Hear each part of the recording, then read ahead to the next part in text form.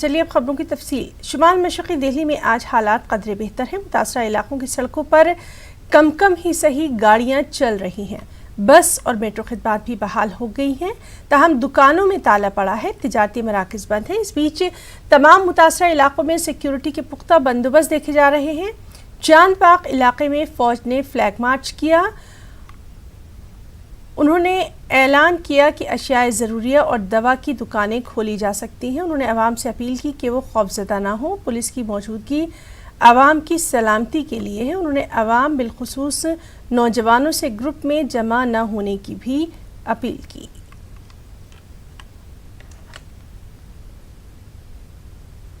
सब कुछ शांतिपूर्ण है। हम जो ये मार्च हो रहा है, ये हम जनता के दिल में एक विश्वास पैदा करने की कोशिश कर रहे हैं कि अब उनको घबराने की जरूरत नहीं है, अब उनको डरने की जरूरत नहीं है।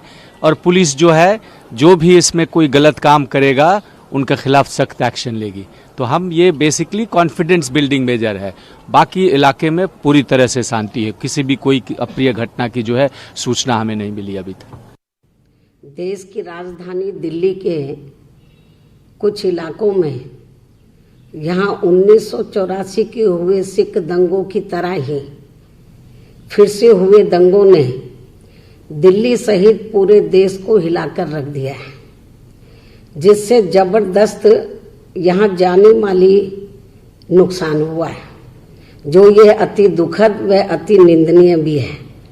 लेकिन इससे भी ज़्यादा यहाँ अति चिंता की बात यह है कि वर्तमान में दिल्ली में हुए दंगे की आड़ में जो अब घिनौनी राजनीति की जा रही है, जिसे पूरा देश देख रहा है, तो उससे भी यहाँ सभी राजनीतिक पार्टियों को जरूर बचना चाहिए।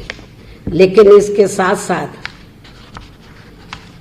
यहाँ मेरा सलाह के तौर पर यह भी कहना है कि उत्तर प्रदेश में बीएसपी की रही सरकार की तरह ही यहाँ दिल्ली में भी वर्तमान केंद्र की सरकार को, पुलिस व प्रशासन को हर स्तर पर चुस्त व दुरुस्त करके उन्हें कानून व्यवस्था को सुधारने के लिए पूरी आजादी से, यानी कि फ्री हैंड देकर, अर्थात उन्हें पूरी आजादी से ड्यूटी करने का मौका देना चाहिए। और इस वक्त की अहम खबर शुमाल मशरक़ी दिल्ली में तशद्दुद मामले से जुड़ी हुई, जिसमें कांग्रेस का वफ्द राष्ट्रपति भवन पहुंचा है। सोनिया गांधी, डॉक्टर मनमोहन सिंह, गुलाम नबी आज़ाद राष्ट्रपति भवन पहुंचे हैं और यहां पर वो सदर जमहूरिया रामनाथ कोविंद को एक मेमोरेंडम सौंपेंगे। तो लगातार हम आपको बता रहे हैं, कल जिस तरह से कांग्रेस वर्किंग कमेटी की मीटिंग के बाद पूरा लाएअमल तय किया गया था और शुमाल मशरक़ी दिल्ली में तशद्दुद मामले पर जिस तरह से कांग्रेस का रद्दअमल लगातार सामने आ रहा है, अब ये खबर है कि कांग्रेस का वफ्द राष्ट्रपति भवन पहुंचा और इस वक्त में सोनिया गांधी, डॉक्टर मनमोहन सिंह, गुलाम नबी आज़ाद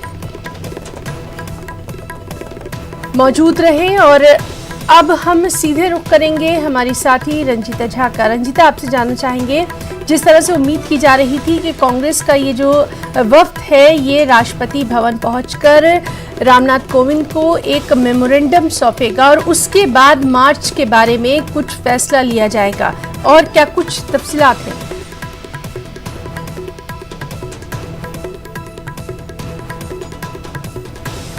भवन पहुंचा है, इसमें कांग्रेस अध्यक्ष सोनिया गांधी, पूर्व पीएम मनमोहन सिंह, राज्यसभा से कांग्रेस के नेता गुलाम नबी आजाद, उप नेता आनंद शर्मा, ज्योतिरादित्य सिंधिया जो कांग्रेस के जो नेता हैं वो, इनके अलावा और कई जो नेता हैं वो पहुंचे हुए हैं। 12 सदस्य हैं इस प्रतिनिधि मंडल में और ये अब राष्ट्रपति से मुलाकात कर रहे हैं और मुलाकात में ये ज्ञापन सौंपेंगे। जिस तरह से दिल्ली में हिंसा लगातार बढ़ती जा रही है, बताया जा रहा है जो ताजा आंकड़े हैं उसके मुताबिक 35 लोगों की मौत हो चुकी है हिंसा में। तो ऐसे में क्या जिम्मेदारी तय होनी चाहिए केंद्र सरकार और राज्य सरकार की?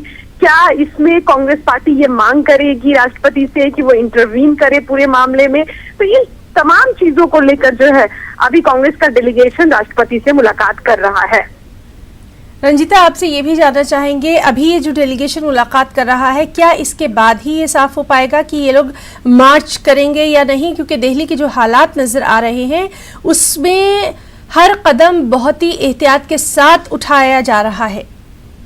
हिना, देखिए, मैंने जो जानकारी के मुताबिक है कि इस तरह का कोई मार्च जो है वो जो प्रतिनिधिमंडल है वो नहीं करने वाला है, सिर्फ राष्ट्रपति से मुलाकात करेंगे और मेमोरेंडम सौंपेंगे।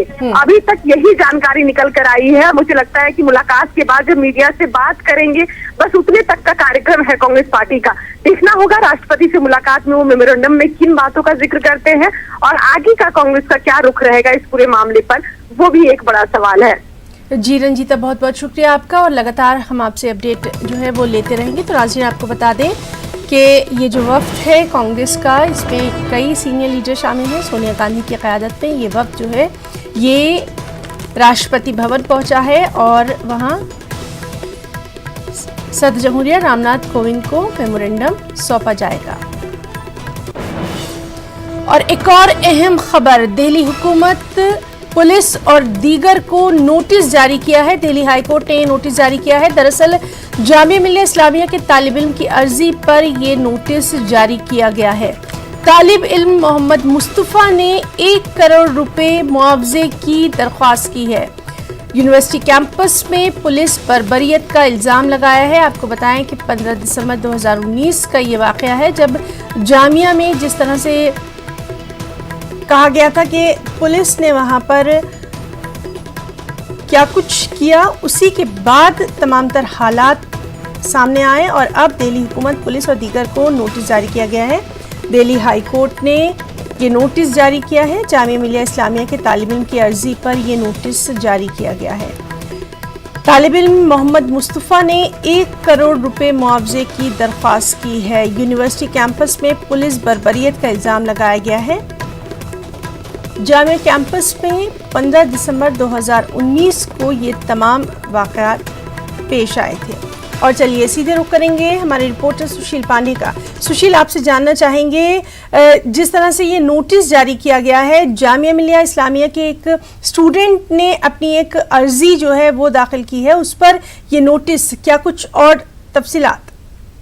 देखिए, जामिया स्टूडेंट ने ये मांग की है कि चूंकि जिस दिन यूनिवर्सिटी कैंपस में लाठीचार्ज हुआ 15 दिसंबर, उस दिन उस पर भी बर्बरता बरती गई थी दिल्ली पुलिस के जवानों के द्वारा, लिहाजा इस पूरे हिंसा में पैर है दोनों वो खराब हो गए हैं और जो इलाज है वो 2.5 से 3 लाख रुपए का इलाज वो करवा चुका है। ऐसे में उन्होंने 1 करोड़ रुपए का कंपनसेशन मांगा है अर्जी दाखिल करके दिल्ली हाई कोर्ट में। फिलहाल दिल्ली हाई कोर्ट उनकी याचिका पर सुनवाई को तैयार भी हो गया है और साथ ही साथ उन्होंने दिल्ली पुलिस को इस मामले में नोटिस भी जारी किया है। अब ऐसे में 4 हफ्ते के बाद दिल्ली पुलिस को इस पूरे मामले में जवाब देना है और ये बताना है कि जो कंपनसेशन की मांग है क्या वो सही है या नहीं है। लेकिन स्टूडेंट की तरफ से कहा जा रहा है कि जो भविष्य में उसके तमाम जो काम थे वो फिलहाल इस हिंसा से वो काफी कमजोर हो चुके हैं, वो चलने फिरने में असमर्थ है, उसे दिखाई भी नहीं दे रहा है, लिहाजा ये कंपनसेशन उसे दिया जाए। अब देखना यह है कि दिल्ली पुलिस का इस पूरे मामले पर अपना क्या कुछ जवाब आने वाले दिनों में दाखिल होता है। जी सुशील, बहुत बहुत शुक्रिया आपका तमाम तर जानकारी के लिए। नाज़रीन, आपको बता दें कि जामिया मिलिया इस्लामिया के एक तालिब इल्म मोहम्मद मुस्तफ़ा ने 1 करोड़ रुपए मुआवजे की बकायदा अब जल्द से जल्द एक शांति आए। और जो इलाके की अगर बात करें तो जिस तरह से बकायदा इस इलाके में शांति करने के लिए बकायदा कोशिश की जा रही है, जो अमन कमेटी के लोग हैं उनसे भी बकायदा लोग मिल रहे हैं और इसके साथ ही दिल्ली पुलिस और पार्लियामेंट के जवान जो है वो उसको बकायदा कई इलाकों में तैनात किया गया है। वीडियो जर्नलिस्ट गौरव सक्सेना के साथ शंकर आनंद, न्यूज़ 18 दिल्ली। और दिल्ली के हालात पर मरकजी वज़ीर मुख्तार अब्बास नकवी ने कहा कि सबको मिलकर फ़िरक़ा परस्त ताकतों से लड़ना होगा। उन्होंने कांग्रेस की भी तनकीद की और क्या कुछ कहा है, आइए देखते हैं। जो दंगे होते हैं तो दंगों में बेकसूर इंसान ही नहीं मरता बल्कि इंसानियत भी लहूलुहान होती है। कभी भी दंगा जो है, कभी भी फसाद जो है, कभी भी इस तरह की जो वहशियत है, वहशियाना हरकतें हैं, वो कभी भी जो है वो किसी भी समाज के हित में नहीं होती। और जो दंगों के दबंग हैं उनका तो एक बहुत पुराना इतिहास है और वो चाहेंगे कि जो भारत की आत्मा क्या है, भारत की आत्मा, भारत के लोकतंत्र की आत्मा, भारत के पंथ निरपेक्षता की आत्मा है सौहार्द और एकता। हम भारत की आत्मा पर चोट है ये इंसानों पे नहीं बल्कि इंसानियत पर चोट है। और हमें सबको मिल करके उन ताकतों को, जो ताकतें की देश की आत्मा पर हमला कर रही हैं, उन ताकतों को जो ताकतें की देश के सौहार्द और भाईचारे को खत्म करने के षड्यंत्र और साजिशों में लगी हुई हैं, उन्हें हमें परास्त करना चाहिए, उन्हें हमें शिकस्त देनी चाहिए और शांति और सौहार्द के रास्ते को आगे बढ़ाने के लिए काम करना चाहिए।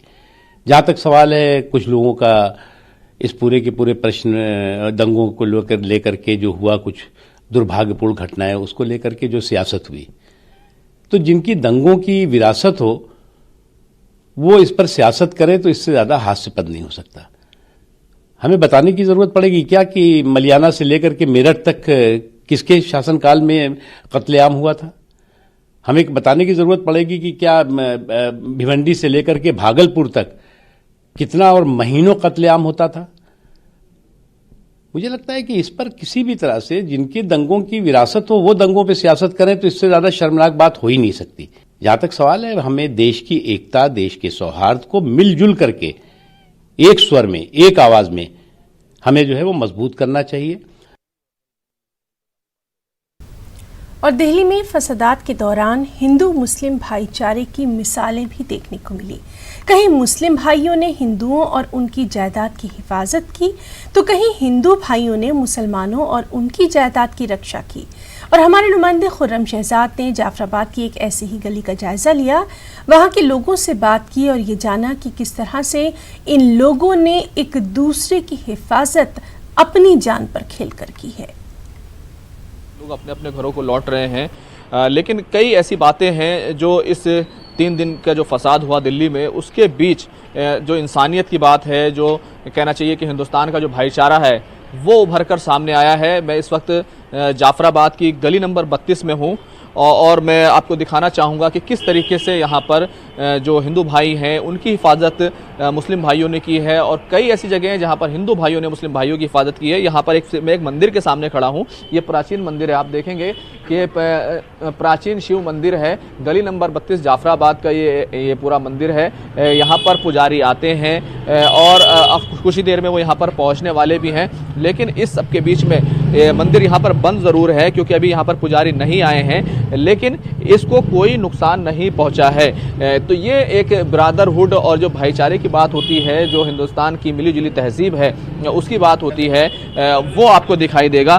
देखिए ये मंदिर का ये वो पत्थर है जिस पे लिखा हुआ है श्री नंगानाय जी महाराज, योगी राज श्री हरप्रसाद जी महाराज। तो ये गली नंबर 32 जाफराबाद की तस्वीरें जो हम आपको दिखा रहे हैं कि किस तरीके से चाहे नफरत कितनी भी बड़ी हो, लेकिन उस सब के बीच भी, चाहे कितना ही फसाद हुआ हो, आगजनी हुई हो, लेकिन उस सब के बीच भी जाफराबाद के इलाके में ये एक हिंदू मुस्लिम एकता, भाईचारे की तस्वीर यहाँ निकल कर आई है। हमारे साथ बहुत सारे लोग मौजूद हैं, इनसे ज़रूर जानने की कोशिश करेंगे कि यहाँ पर क्या माहौल रहा, किस तरह से इन्होंने यहाँ पर 3 दिन गुजारे हैं। भाई साहब, आप बताइए कि किस तरीके से इस पूरे इलाके में 3 दिन तक माहौल रहा है और किस तरीके से यहाँ भाईचारा बना। और आपको सीधे लिए चलते हैं डॉक्टर हर्षवर्धन की प्रेस कॉन्फ्रेंस में। इस लेकर आए हैं जिसमें 190 भारतीय हैं और 5 श्रीलंका, नेपाल, साउथ अफ्रीका और पेरू से हैं।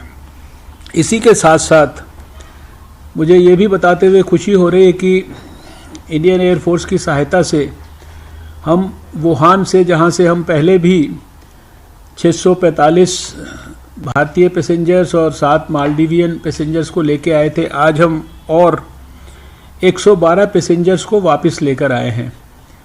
ये 76 इसमें भारतीय हैं और 36 नेशनल्स हैं जो Bangladesh, Myanmar, Maldives, China, south Africa, USA और मडागास्कर के हैं। मुझे इसमें ये भी बताते हुए खुशी हो रही है, पिछले दिनों बहुत सारे, एक ज्योति नाम की बच्ची जो आंध्र प्रदेश की थी, उसके बहुत सारे वीडियोस वो बार बार अपील करती थी प्राइम मिनिस्टर से भी उनको वापस लाने के लिए। पिछली बार वो वापस नहीं आ पाई थी बुखार इत्यादि होने के कारण, उनको भी इस बार हम लोग वापस ले आए हैं। जो लोग जापान से आए हैं उनको हमारा जो मनेसर में आर्मी कैंप है वहाँ पर रखा गया है और जो वुहान से आए हैं उनको सबको आईटीबीपी फैसिलिटी जो हमारी छावला में है वहाँ पर रखा गया है। ये भी मैं देश को सूचित करना चाहता हूँ कि अभी हमारे जापान में 16 हमारे पॉजिटिव जो पैसेंजर्स या पेशेंट्स उनको कहिए वो क्वारंटाइन में हैं और 3 ऐसे पैसेंजर्स थे जिन्होंने अपने आप को वापस आने से ऑप्ट आउट किया। तो ऐसे लगभग अभी हमारे 19 पैसेंजर्स जो हैं वो अभी वहाँ पर जापान में भारतीय बाकी हैं। हमने अपनी कल जो ट्रैवल एडवाइजरी है उसमें भी थोड़ा सा एक रिवीजन करके सूचित किया था कि जितना भी गैर ज़रूरी नॉन एसेंशियल ट्रैवल है, खासकर 4 देशों में सिंगापुर, कोरिया, ईरान और इटली, इसके लिए हम। और इस वक्त की बेहद अहम खबर, शुमाल मशरक़ी दिल्ली में तशद्दुद मामले से जुड़ी हुई मामले की जांच एनआईए से कराने का मुतालबा। अर्जी गुजार संजीव कुमार ने एफआईआर दर्ज करने का मुतालबा किया है। तो आपको बताएं कि शुमाल मशरक़ी दिल्ली में तशद्दुद मामले से जुड़ी बेहद अहम खबर, जिसमें अर्जी गुजार संजीव कुमार ने एफआईआर दर्ज करने का मुतालबा किया है और साथ ही साथ कुछ लोगों के नाम भी एफआईआर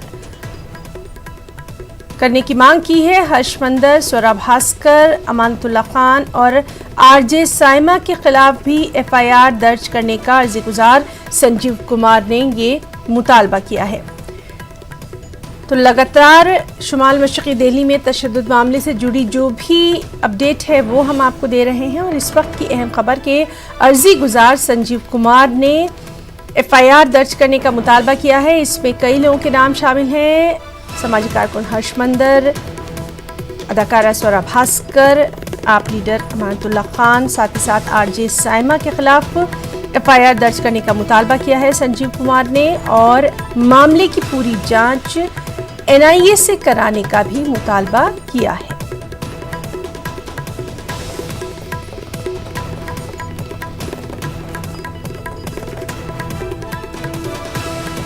शुमाल मशरक़ी दिल्ली में तशद्दुद मामले से जुड़े लगातार अहम खबरें जो हैं वो हम आपको पल पल दे रहे हैं। और अब एक अर्जी गुजार संजीव कुमार ने इस सिलसिले में कुछ लोगों के खिलाफ एफआईआर दर्ज करने का मुतालबा किया है। मामले की पूरी जांच एनआईए से कराने का मुतालबा भी संजीव कुमार ने किया है। साथ ही साथ हर्षमंदर, स्वरा भास्कर, अमानतुल्लाह खान और आरजे साइमा के खिलाफ एफआईआर दर्ज करने का मुतालबा किया। दिल्ली हाईकोर्ट के जज मुरलीधर के आधी रात को तबादले पर कांग्रेस ने बीजेपी हुकूमत को आड़े हाथों लिया। कांग्रेस लीडर रणदीप सिंह सुरजेवाला ने प्रेस कॉन्फ्रेंस में कहा कि इश्तियाल अंगेज बयानात देने वाले बीजेपी लीडरों को बचाने के लिए जज एस मुरलीधर का तबादला किया गया। जस्टिस एस मुरलीधर की अध्यक्षता वाली दिल्ली हाईकोर्ट की खंडपीठ ने स्पष्ट आदेश दिया कि कल तक यानी आज तक 24 घंटे के अंदर इन वीडियोस के आधार पर भारतीय जनता पार्टी के नेताओं के खिलाफ एफआईआर दर्ज हो, भारतीय दंड संहिता इंडियन पीनल कोड की धाराओं के अनुरूप। परंतु हुआ क्या, रातों रात आनन फानन में न्याय मंत्रालय ने भाजपा नेताओं को बचाने के लिए जस्टिस एस मुरलीधर की दिल्ली हाईकोर्ट के न्यायाधीश के तौर से ही ट्रांसफर कर दी। पूरा देश अचंभित है, लेकिन मोदी शाह जी की सरकार दुर्भावना, कुत्सित सोच एवं निरंकुशता से ग्रस्त है। एक मजबूत व स्वतंत्र जुडिशरी न्यायपालिका इस देश की रीढ़ की हड्डी है। हमारे देश के इतिहास में देश की न्यायपालिका ने कई अवसरों पर इस देश के नागरिकों और देश के संविधान की रक्षा की है।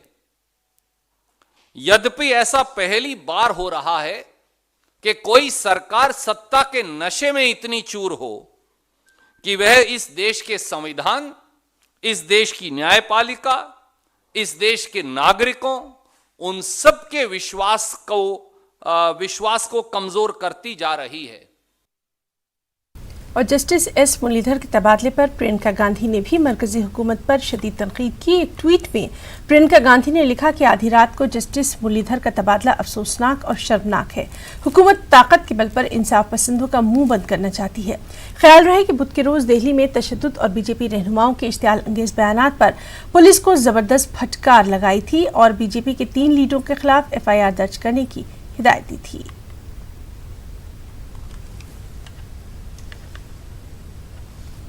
और वहीं वज़ीर कानून रविशंकर प्रसाद ने कांग्रेस पर पलटवार किया। उन्होंने ट्वीट किया कि मामूल के तबादले पर भी कांग्रेस सियासत कर रही है। रविशंकर प्रसाद के मुताबिक कांग्रेस के तर्ज अमल से ये एक बार फिर वाज़ेह हो गया कि वो अदलिया का एहतराम नहीं करती। अवाम ने कांग्रेस को मुस्तरद कर दिया है। कांग्रेस मुसलसल जमहूरी इदारों पर हमले कर रही है।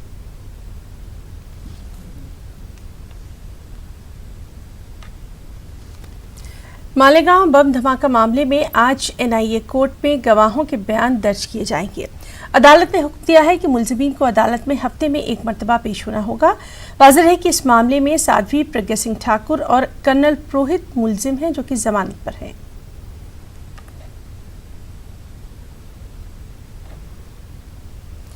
पाकिस्तान है कि अपनी नापाक हरकतों से बाज नहीं आ रहा। जम्मू कश्मीर के जिला पुंछ में कल फिर पाकिस्तान ने अपनी नापाक हरकत की। शाहपुर सेक्टर के एक गांव में मौजूद एक दरगाह को निशाना बनाते हुए एक के बाद एक कम से कम 5 मोर्टार यहां दागे गए। दरगाह के साथ ही जामा मस्जिद और मदरसा कायम है। पाकिस्तानी मोर्टार सीधे इस इमारत पर लगे और मस्जिद और दरगाह को काफी नुकसान पहुंचाया। इलाके के लोगों और दरगाह से वाबस्ता लोगों में पाकिस्तान के खिलाफ काफी गुस्सा है। लोगों ने पाकिस्तान की मजम्मत करते हुए कहा है कि पाकिस्तान जानबूझकर मजहबी मुकामात को निशाना बना रहा है। पाकिस्तान जानबूझ के निशाना बना रहा है ज़ैरतुन को, मस्जिदों को। हर एक कौम का, हर एक जात का बंदा यहाँ आ रहा है, लेकिन नंगे पैरें दुनिया आ रही, कितना एहतराम कर रही है, लेकिन पाकिस्तान को इसका कोई एहतराम नहीं। कल की बात है तो यहाँ 5 गोले लगातार इस मस्जिद शरीफ के ऊपर 2 गोले पड़े, मस्जिद शरीफ के आगे 1 गोला पड़ा, दरबार शरीफ के सामने 1 गोला पड़ा। यहाँ मस्जिद शरीफ का कितना बड़ा छज्जा तोड़ा है और ये मस्जिद शरीफ का ऊपर वाला हिस्सा, इस पर कितना नुकसान किया है। मस्जिद के बाहर जो गेट है उसमें कितना नुकसान किया है। दरबार के सामने जो गोला पड़ा है उसने दरबार के कितने शीशे और कितनी कीमती लकड़ी तोड़ी है। कुल पाकिस्तान की जहाँ चौकियाँ हैं, जो आवाम देख रही है पाकिस्तान के, यहाँ की माइकों की आवाज़ जाती है पाकिस्तान में, दूर दूर तक आवाज़ जाती है। अगर इतनी बड़ी दरगाह को देखने के बावजूद भी अगर निशाना बनाएंगे तो ये तो गलत है। तो पाकिस्तान वाले देख रहे हैं कि ये इतनी मरकज़ी जामा मस्जिद है, ये दरबार शरीफ है, तो फिर इतना बड़ा नुकसान, ये तो बहुत बड़ा जुर्म है। चीन में कोरोना वायरस से मरने वालों की तादाद बढ़कर 2744 तक जा पहुंची है। चीन के नेशनल हेल्थ कमीशन ने इस बात की जानकारी दी है, जबकि 78,000 अफराद कोरोना वायरस से मुतासिर हैं। उधर जनूबी कोरिया में भी कोरोना वायरस का असर बढ़ता जा रहा है। जनूबी कोरिया में अब तक 13 अफराद कोरोना वायरस से हलाक हो चुके हैं और इस सब के बीच 76 हिंदुस्तानियों को वुहान से वतन वापस लाया गया है। वज़ीर ख़ारजा एस जयशंकर ने इस बात की जानकारी दी है। हिंदुस्तानी शहरियों के अलावा दीगर 7 मुल्कों के 36 शहरी भी इसी प्रवास से हिंदुस्तान लाए गए हैं।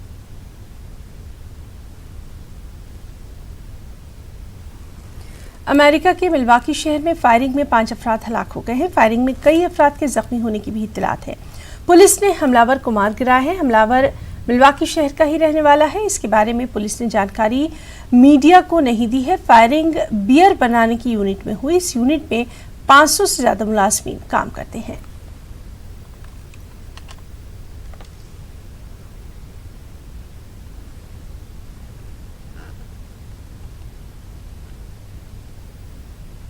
खबरों में इतना ही। आदाब।